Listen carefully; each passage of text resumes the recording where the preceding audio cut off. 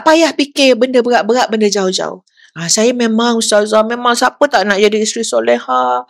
Kalau saya jadi isteri kepada imam, tak payah dikalau-kalau merepek-repek macam tu.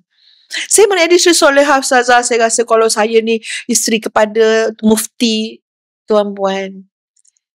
Dengan apa yang kita ada, inilah potensi kita menjadi solehah terbentang luas. Percayalah cakap ustaz. Dengan apa yang kita ada sekarang, apakah Allah zalim nak tangguh-tangguh kan? Tak. Cuma kebijaksanaan kita untuk menilai. Ustazah, suami saya ni panas baran. Macam mana saya nak jadi solehah ni? Saya kalau suami saya tu penyabar, mesti saya solehah. Belum tentu. Tapi dengan apa yang ada sekarang, kita ambil peluang tu apa dia? Masya Allah. Berjalan pahala sabar kita tu sepanjang masa adik kakak. Sepanjang masa nahan sabar. Nak bercakap hati-hati. Sebab apa? Suami baran. Ada orang, suami dia tak baran tuan-puan. Dia boleh cakap apa saja. Alah, kalau nak harapkan dia sekarang, mantan pakai sudah lah tak makan. Boleh dia cakap macam tu depan suami dia. Main sebarang bini dia cakap. Cuba suami kita jenis sensitif tuan-puan. Berani cakap macam tu.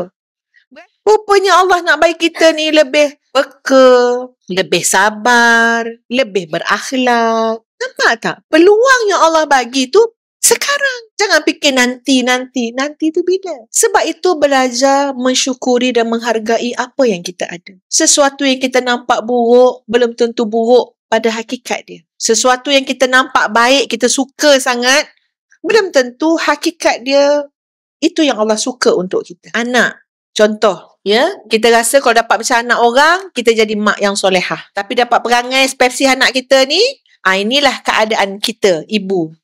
Nak solehah macam mana ustazah? Perangai masing-masing menurun bapak dia. Jadi apalah masalah? Susah betul kita nak solehah kan? Kalau anak sindir menantu. Kita suka buat perangai macam tu.